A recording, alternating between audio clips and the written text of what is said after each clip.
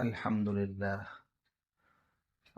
لله وحده والصلاة والسلام على من لا نبي بعده. قال النبي صلى الله عليه وسلم: من كان يؤمن بالله واليوم الآخر فليكرم ضيفه. نبی پاک صلی اللہ علیہ وسلم نے فرمایا، جو اللہ اور آخرت کے روز پر ایمان رکھتا ہو اسے چاہیے کہ اپنے مہمان کی عزت کرے۔ سامعین کرام، زمانہ اور دور چاہے جس قدر بھی ترقی کر جائے، مگر اپنے گزرے ہوئے اسلاف اور نیک بزرگوں کی عملی زندگی سے ضرور عبرت اور ہدایت کا سبق لیجیے، اس لیے کہ پیغمبر علیہ الصلاۃ والسلام کی سنت اور مبارک طریقہ کو انہوں نے ہمارے مقابلہ میں بہت زیادہ اپنایا اور ان سے نفع بھی اٹھایا تھا، اور دنیا کو بھی نفع اٹھانے کی تلقین اور دعوت دی، اسی لیے ان کو اتنی عزت ملی تھی۔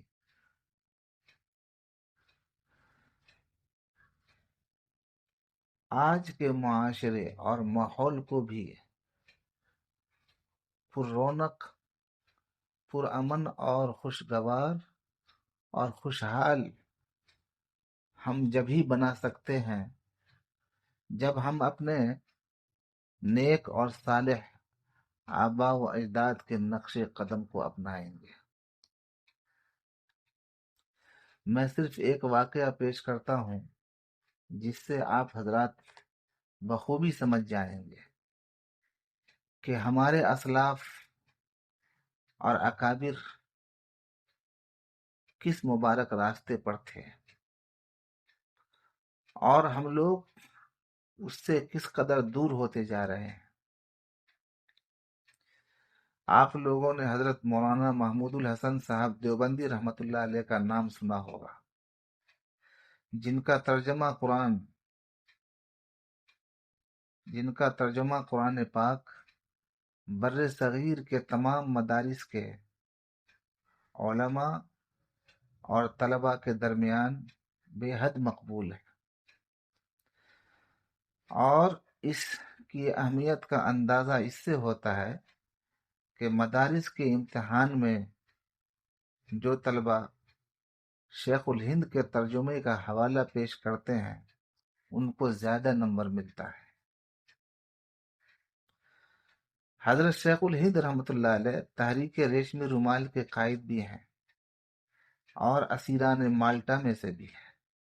جنگ آزادی ہند کی خاطر انگریزوں نے آپ کو مکہ مکرمہ سے قید کر کے مالٹا کی جیل میں بھجوا دیا تھا، جہاں آپ نے 1916 سے لے کر 1920 تک اسارت اور قید تنہائی کی زندگی گزاری۔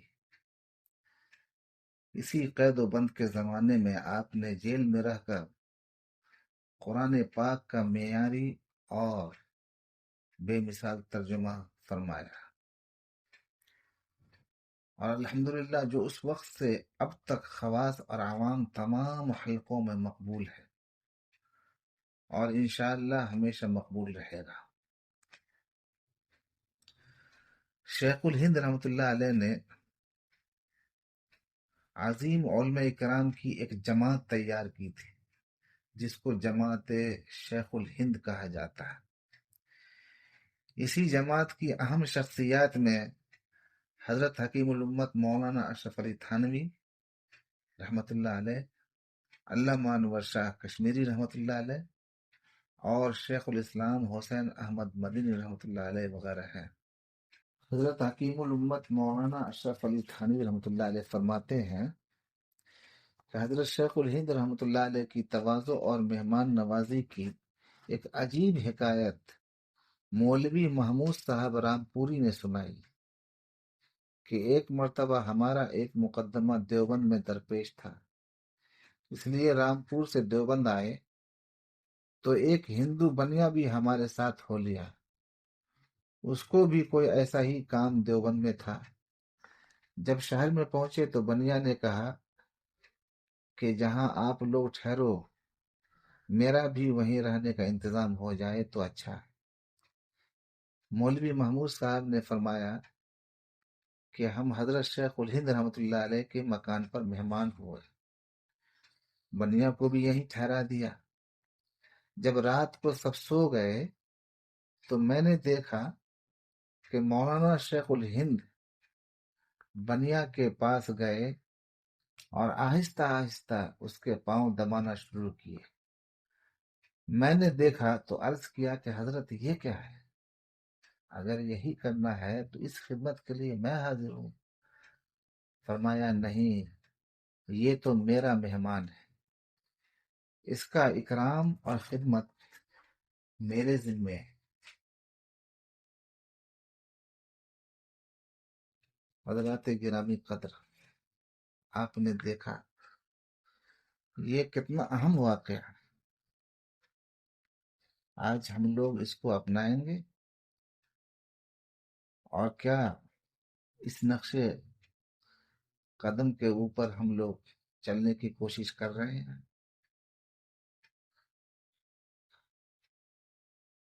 ہم لوگوں کو بھی مہمان نوازی حضرت رحمت اللہ علیہ کے اس عمل سے سیکھنا چاہیے کہ مہمان خواہ امیر ہو یا غریب، اچھا ہو یا برا، اس کی حتی الامکان قدر کرنی چاہیے۔ اسی میں ہمارے لیے خیر و برکت ہے اور فلاح و ہدایت بھی مضمر ہے۔